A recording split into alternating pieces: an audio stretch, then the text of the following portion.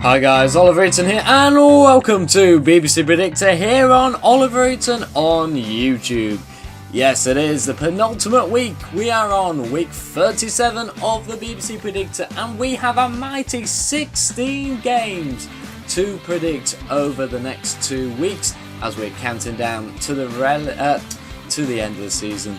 And only the relegation places are to be confirmed. Last week's result, 36, got our record, 180 points, consisting of 4 exact scores and only 2 correct results. Those scores go as followed.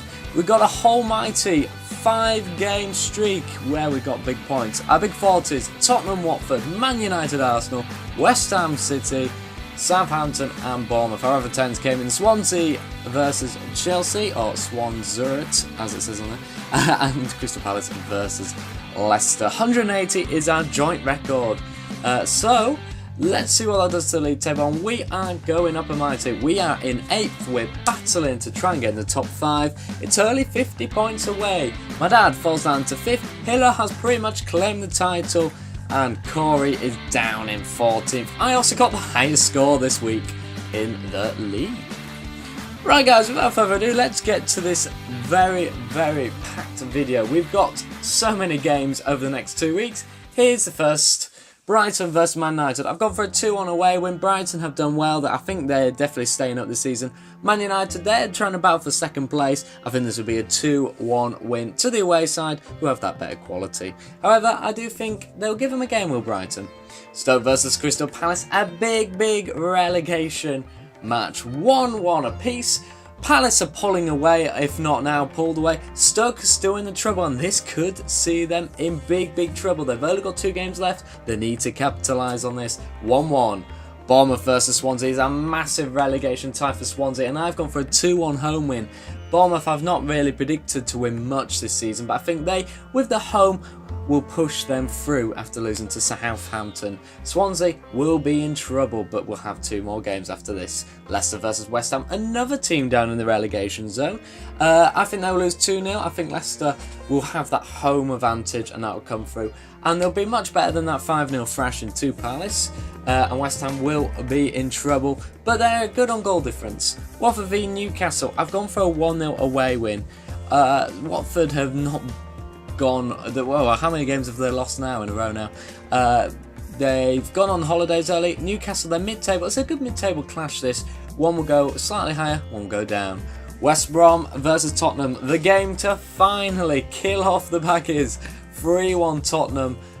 Don't get me wrong, West Brom are trying to come back. They could possibly do it, but they're against a side who are still battling within the top 4. Harry Kane is fit, and that should be a 3-1 game. Everton versus Southampton, a big game for Southampton. 2-0 to Everton. Everton, of course, beat Huddersfield Town 2-0. But this could be returning the favour for us Town fans by beating Southampton. Big game, though. Talking of Huddersfield, us against Man City. The title finally gets crowned.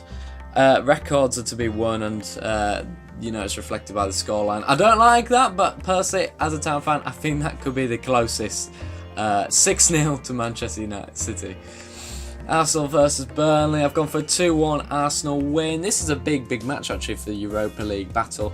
And Burnley will fancy themselves here. Although Arsenal are at home, I think they'll have home advantage with the fans behind them now with Arsene Wenger.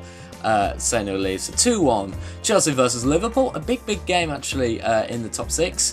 1 apiece. Liverpool showed that they're more concentrating on the Champions League with that 0-0 against Stoke.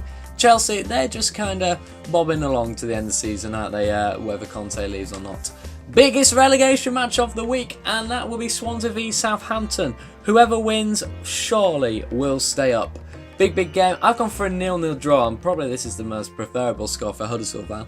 But 0-0, I think both teams will get the nerves. I think they'll both cancel each other out. Talking of Huddersfield, us to lose 3-0 to Chelsea. I think Chelsea obviously have that quality. They're at home.